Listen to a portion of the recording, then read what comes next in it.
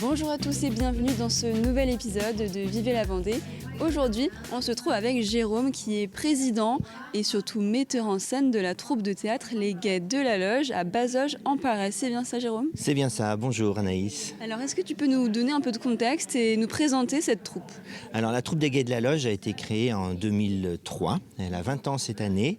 Elle est partie d'une idée un peu saugrenue de trois amis qui se sont retrouvés, qui ont eu l'idée de relancer le théâtre à Bazoges en Parais, puisqu'il y a eu une troupe qui a joué très longtemps et qui s'est interrompue parce que les uns les autres étaient partis un peu à droite à gauche. On s'est retrouvés en 2003, on a relancé une troupe de théâtre et depuis 2003 on joue tous les ans, sauf les 2 années Covid. Donc cette année c'est la 18e pièce que nous présentons ici à Bazoges. Et elle parle de quoi cette pièce? Alors cette pièce, elle s'appelle Du riz-fifi chez la comtesse. C'est une pièce de Jean-Claude Martineau, une pièce qui met en scène une répétition de théâtre. C'est-à-dire qu'on va faire du théâtre dans le théâtre. Et pour coller un peu plus au niveau local, on a réécrit une partie de la pièce pour l'adapter au contexte de Bazoges.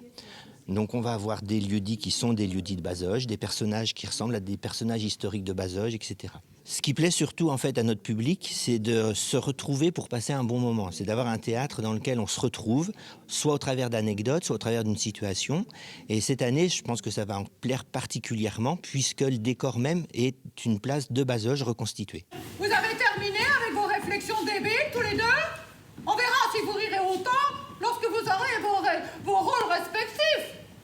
Alors la troupe, elle est composée aujourd'hui d'une 40aine d'adhérents. Tous ont un rôle important, que ce soit en acteur, en souffleur, en décorateur, en technicien.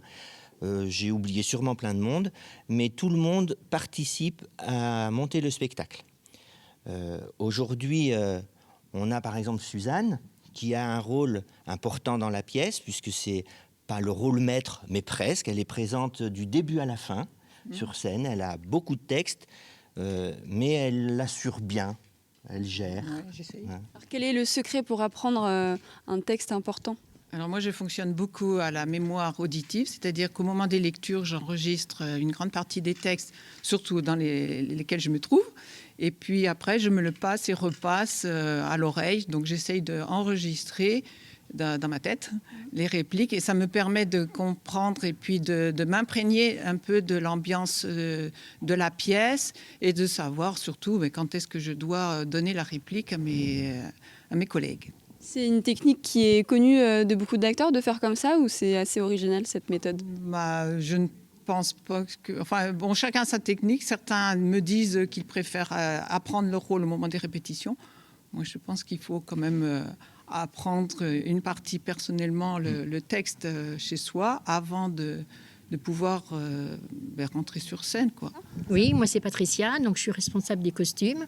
Donc après l'attribution de la pièce en septembre, on lit la pièce, on assiste aux répétitions pour aller choisir les costumes ou dans d'autres associations. Nous, on a un local déjà avec plein de choses en stock. Au bout de 20 ans, on a beaucoup de choses, mais sinon on cherche. On va faire Emmaüs, on cherche partout. Et on est encore en train de peaufiner les derniers détails. Comment ça se fait que vous êtes un peu en retard par rapport aux acteurs qui commencent dès septembre à se préparer? Pourquoi vous, c'est un peu plus tard? Mais parce qu'il faut attendre d'être imprégné de la pièce, et puis on essaye des choses, et puis après on se rend compte que ça ne va pas dans les couleurs, dans la forme, par rapport au décor. Vous avez été formé à ça dans votre métier avant ou pas du tout? Ah, pas du tout. Moi, j'ai joué pendant 11 ans, et là, maintenant, je m'occupe des costumes, et c'est très intéressant, c'est très agréable. Et vous, alors, c'est plutôt le décor? Oui, je suis Jacques, responsable du décor. On est une équipe de 8 personnes. On a un atelier où on fabrique nos décors. Mais comme dit Patricia, jusqu'au dernier moment, on peut changer les décors, quoi.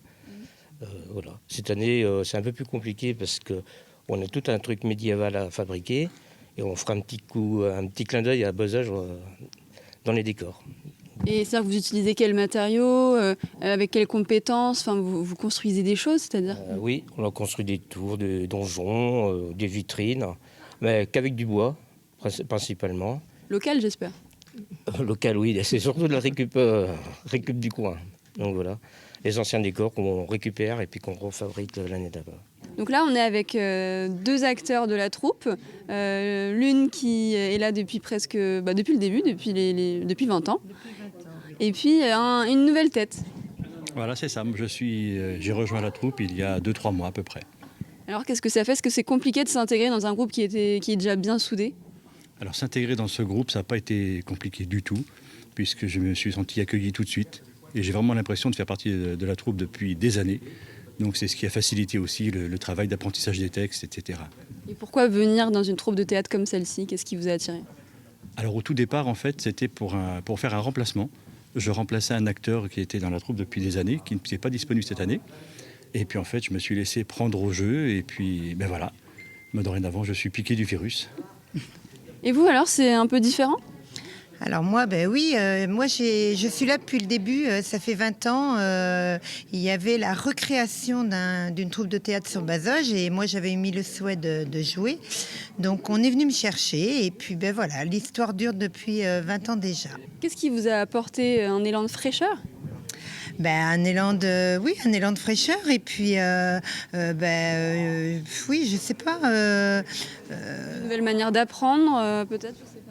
De jouer? Alors, nouvelle manière d'apprendre, pas forcément, parce que je pense qu'on apprend tous de notre côté, mais oui, peut-être une façon différente de jouer, et puis des opinions, quoi. Et il sait dire, tiens, moi je pense ci, je pense ça, donc voilà. Moi, j'ai jamais fait de théâtre avant de commencer la première fois.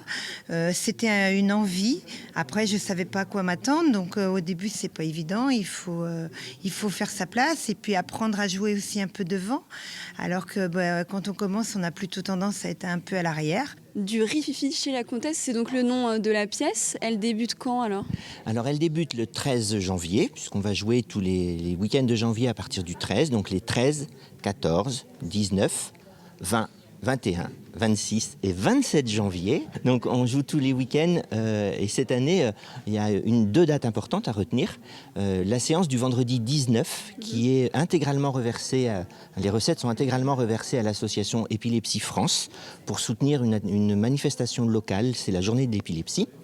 Et puis la dernière date aussi est à retenir puisque cette année, nous allons avoir le départ de notre technicien sono qu'on appelle chez nous Jeannot Sono, qui est avec nous depuis le début et qui va faire ses au revoir à la troupe officiellement, parce qu'officieusement, on compte bien sur lui encore sur les années à venir. On l'embrasse, Jeannot. On l'embrasse, Jeannot. Très fort. Très fort. Merci beaucoup, en tous les cas, de m'avoir ouvert les portes d'une répétition. Merci beaucoup, Anaïs, d'être venue à notre rencontre.